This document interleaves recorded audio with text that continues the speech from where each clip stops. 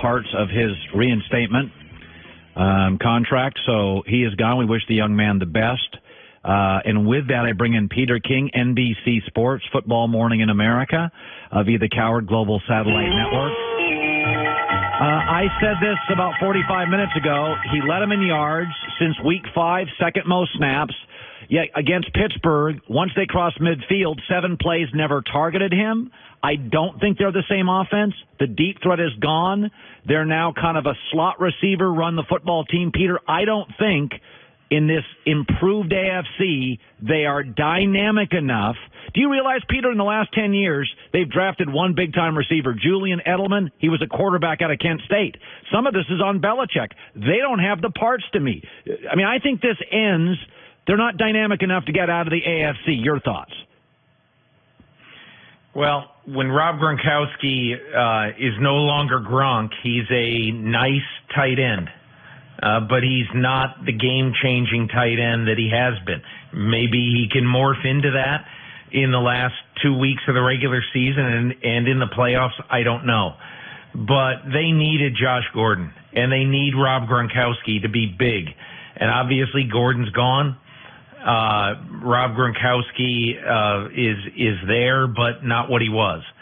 So this is on Bill Belichick, quite honestly. Yep.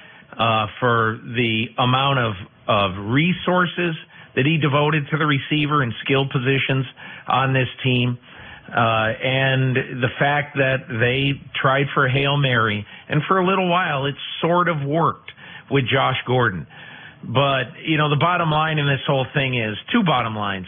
Number one, they had Brandon Cooks, didn't want to pay him. They traded him for a 1.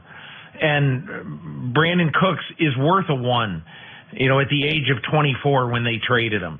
And in my opinion, they should never have traded Brandon Cooks.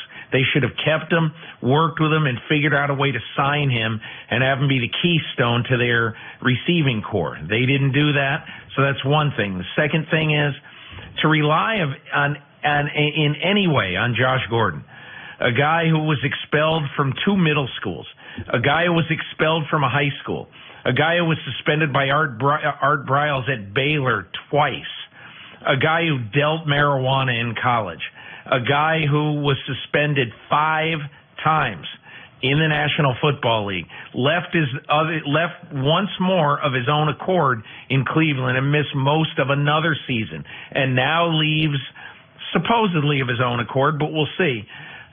So since he's been in the NFL, he's left his team either by league edict or his own 7 times. And so, did you really think this was going to be different? I really didn't, Colin. Yeah, no, I think you said it. It's a Hail Mary, and you shouldn't have to have Hail Marys. Chargers aren't doing Hail Marys. Chiefs aren't. Steelers aren't. I look at them as it's a pop gun offense. They only had 2 Pro Bowlers, by the way, and one's kind of a joke. Tom Brady should not be in over Andrew Luck. They do not have enough players. It's not on Brady's age. I want to segue to something else. In fact, in the Super Bowl bubble, I've only got 5 teams now that I really think can win the Super Bowl. Chargers, Chiefs, Steelers out of the AFC, and I would say Saints, Bears out of the NFC. I don't know what to do with the Rams right now. I think there's something wrong with Gurley. They're not running as much. If I asked you, Peter, legitimate Super Bowl bubble, who's in it? Because it's really shrunk down to about 5 teams for me. What about you? Well, I mean, look, the Rams fell off the edge of a cliff. Yes. After their bye. They just did. I mean, there's no logical explanation for Jared Goff forgetting how to play quarterback, but he has. I mean, the last 3 games, 1 touchdown, 7 interceptions. One of the dumbest plays you'll see out of any quarterback in NFL history when he hands a touchdown to the Philadelphia Eagles in a game they lose by 7 points. And so, Colin, I don't know if you saw it, but go back and watch Sean McVay in his post-game press conference. Yes. After the losing to the Eagles. I'm just telling you, he just saw a ghost. He just saw a ghost. Because Sean McVay can win. He can figure a way to win with Todd Gurley taking a week off, taking 2 weeks off, taking 3 weeks off. He can figure a way to win. Can't figure a way to win with Sean Mannion playing quarterback. Right. So, you know, they need the Hail Mary of Jared Goff to resume his NFL career, and they need him to play like a real NFL quarterback. If he doesn't, the Rams are not going to be strong contenders for the Super Bowl. Yeah, we kind of bailed on them about a month ago. We think they got a lot of egos and a lot of names, but production doesn't equal it on the defensive side, and offensively they're not the same team. I think people around the league also got tired of hearing Sean McVay's smarter than everybody, and they became a huge target. That didn't help them. I'm going to throw two things at you. Carolina's got a new owner. My sources tell me pretty impatient guy. Okay, like he comes from the Steelers, but there's a reason that Ron Rivera had to fire a couple of coaches after a loss this year, and that they're not going to get rid of Cam Newton. They owe him too much money. If Ron Rivera is let go, I think he's a terrific coach. I would hire him in Green Bay. I think we've fallen into this thing, Peter, where we think automatically that a good quarterback needs a young defensive coach. Manning had Dungy. Brady's got Belichick. Ben's had Tomlin. A lot of Russell Wilson's got Pete Carroll. A lot of Super Bowls there. Who do you think takes the Green Bay job? Am I nuts? Is it Harbaugh? What about Ron Rivera? Well, I think I'd talk about the other Harbaugh. What's going to happen in Baltimore? Steve Bisciotti seemed to have an itchy trigger finger there for a while, the owner of the Ravens, and I still don't know if John Harbaugh with certainty is going to come back. I think he probably is, but if he's on the street, he lasts about 10 minutes. He'll be easily, far and away, the number one most desirable coach on the market. John Harbaugh. Yeah. I agree with you. I think Ron Rivera would get a job if he's on the street. I simply can't believe that David Tepper would fire him. I just can't. I think it would be ill-advised, short-sighted, very knee-jerk, not understandable, quite honestly.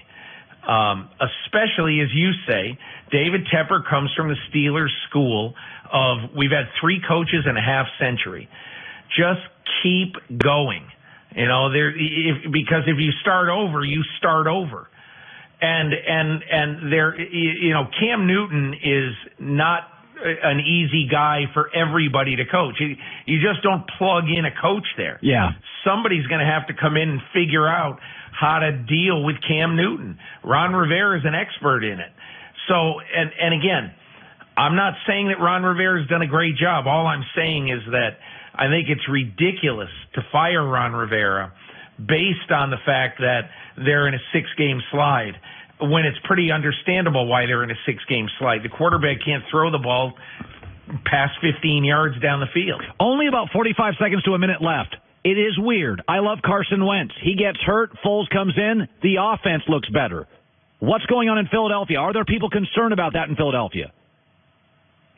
The only way that I think they would turn away from Carson Wentz, Colin, is if one of their doctors or their training staff, their medical staff, tell Howie Roseman and Doug Peterson after this season he's got a chronic back, it might be a problem. And then there's no way that this organization can pay 2 quarterbacks. Right. I mean, if you're Nick Foles, you're going to have your choice of probably of a couple of teams, and I don't know where they are, but let's just say it'll be from among the Giants, the Jaguars, the Bucks, the Dolphins, let's just say. And you're going to get paid 3 times as much to start as you would to be a caretaker, to be a permanent backup in Philly. What are you going to do? It's not hard to see that, unless the Eagles do something radical here, that Carson Wentz is going to be their quarterback of the future, and Nick Foles is going to be somewhere else next year. That isn't to say that Foles can't win big in Philadelphia, but you can't have 2 quarterbacks and pay them both. Yeah, it's an interesting situation. When Nick Foles comes in, Alshon Jeffrey emerges. When Wentz is in, Zach Ertz's numbers mushroom. So it does feel like he makes Alshon Jeffrey a much more dynamic player. That's Peter King, NBCSports.com, Football Morning in America. Peter, I love that you have 2 microphones. You come well equipped today. Thank you so much. I come well prepared, Colin. Yes, you do. Thank you, Peter King. Top of the hour, Greg Cosell stops by as well. Matt Barnes, TJ Hushmanzada today. Yeah, I don't know what to do with the Rams. We kind of bailed on the Rams a while back. I think Todd Gurley, it's just like anything else. Don't make yourself a target.